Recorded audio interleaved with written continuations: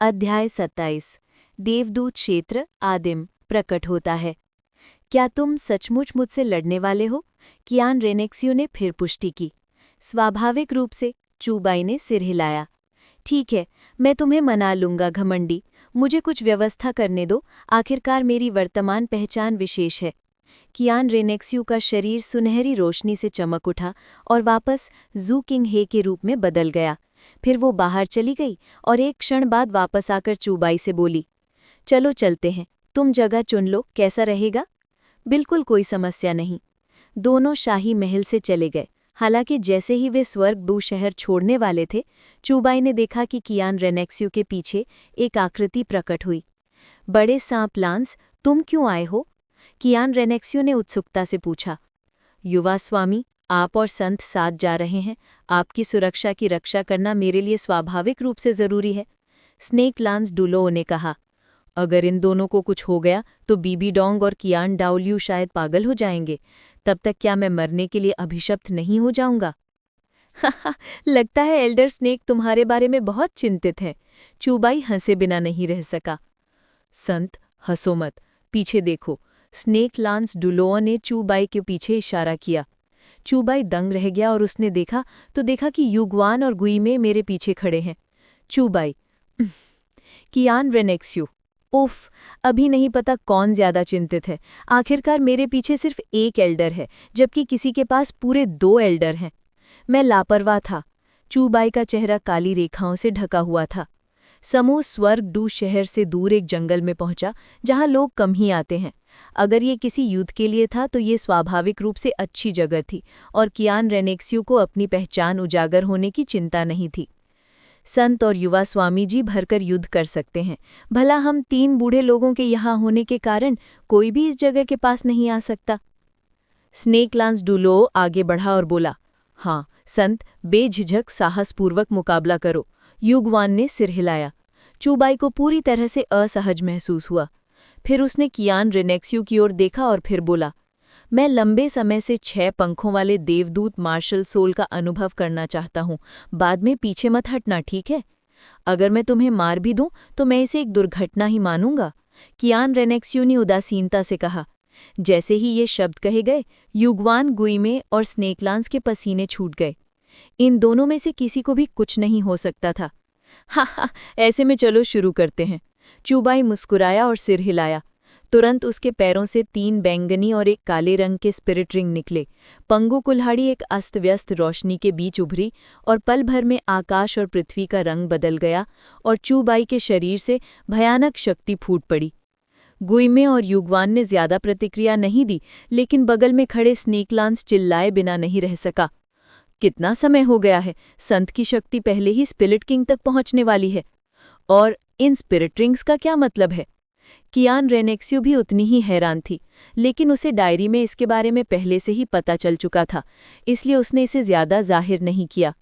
वो पवित्र सुनहरी रोशनी से जगमगा उठी और उस पवित्र सुनहरी रोशनी में जो सब कुछ शुद्ध करती हुई प्रतीत हो रही थी, एक विशाल देवदूत आकाश से उतरा। इस समय कियान रेनेक्सियो फिर से अपने असली रूप में आ गई थी।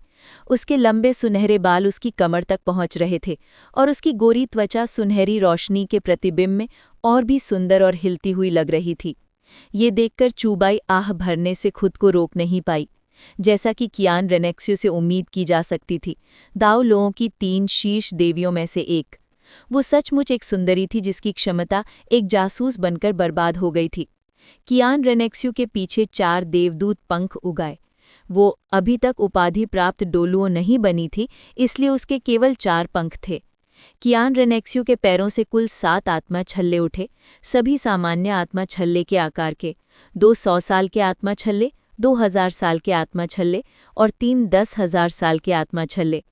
पहले जाओ वूजी की तुलना में कियान रेनेक्सियो से निकलने वाला दमनकारी एहसास स्पष्ट रूप से ज्यादा मजबूत था और उसका अपना आभा मंडल भी ज्यादा शक्तिशाली था।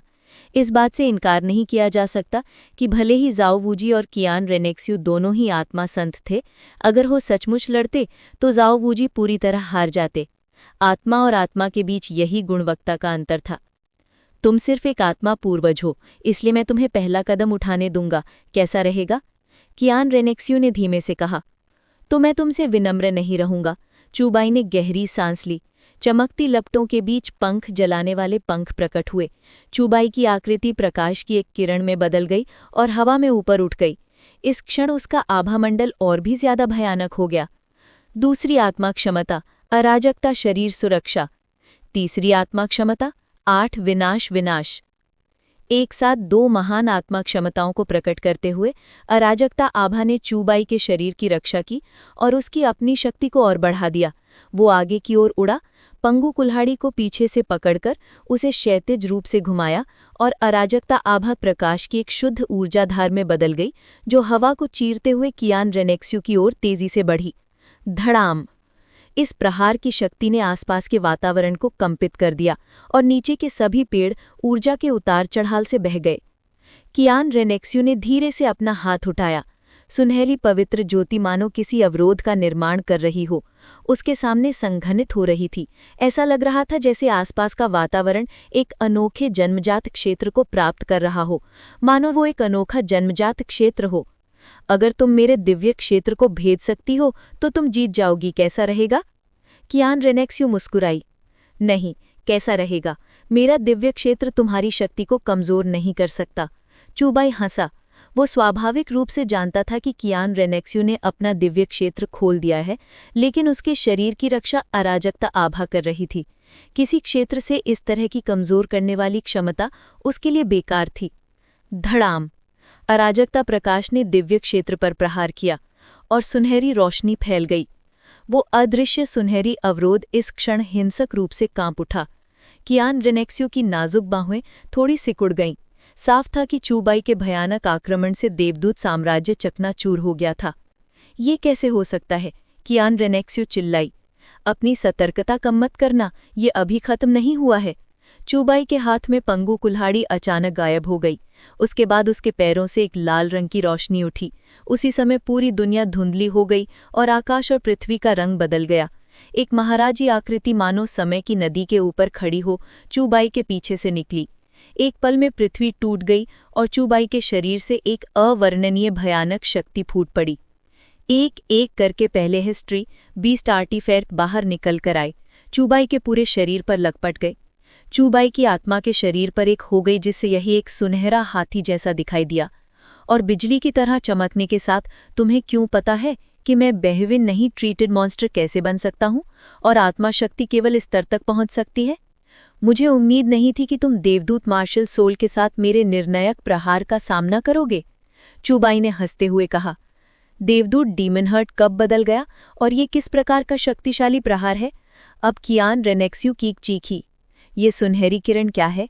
चूबाई का शरीर हवा में ऊपर उठ गया और इस समय धुंधली रोशनी का प्रभाव एक विशाल मूर्ति के रूप में संघनित हो गया, जो हजारों सुनहरी दलों से बनी हुई थी।